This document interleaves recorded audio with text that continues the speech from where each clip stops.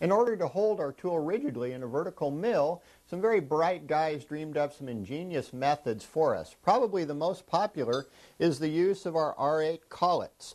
As I mentioned earlier, we always want to buy good quality collets. Hardinge, good American-made, Brown and Sharp collets. They'll come in a set of 15, 20 collets depending upon the increments that you want to work them with. By far the most popular would be 1/8, 3/32, 5/16, 3/8, half, 5/8, and 3/4. You'll see the numbers in most cases stamped on top of the collet. This particular collet is made by the folks at Hardinge, and it's a 3/8 diameter. So this is going to take all of our 3/8 type end mills, drills, reamers, etc. Here's another Hardinge in a 3/4. Okay, this is going to take a pretty good size end mill. We'll use this collet if we're doing a lot of roughing material.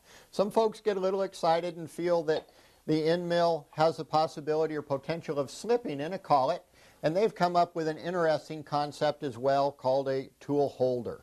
This is a very expensive tool holder made by the folks at AccuPro. Very rigid R8 collet design, machined integral with a heavy boss and a 3/4 inch precision hole that has been ground. It will accept our 3/4 inch end mill. You can see that we've got our flat on the top of it and our large set screw here. So in order to apply this correctly, we simply loosen the set screw, push our end mill into place, tighten our set screw down against the flat that we showed you earlier, and that locks our end mill rigidly in place.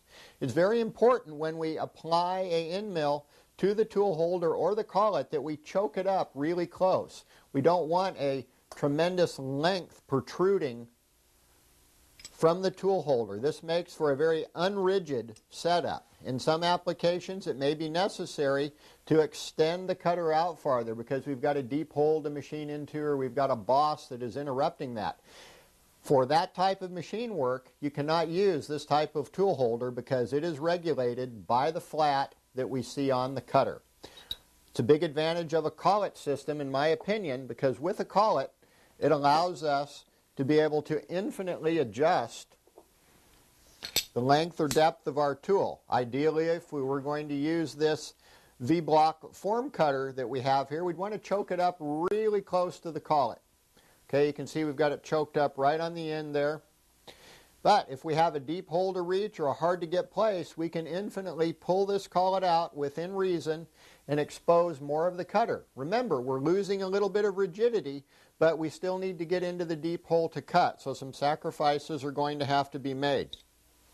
A good rule of thumb when trying to determine how much cutter we can expose from the collet is 1.5 times the diameter of the shank that we are using. Okay, and again, this is going to apply to the different types of materials that we are using, the depth and feed rate of the cut that we're doing. Anytime that we extend the cutter out from the collet or the tool holder, keep in mind we want to slow down our feed rate a little bit, take a minute amount of material off because we have lost a little bit of rigidity in the holding process.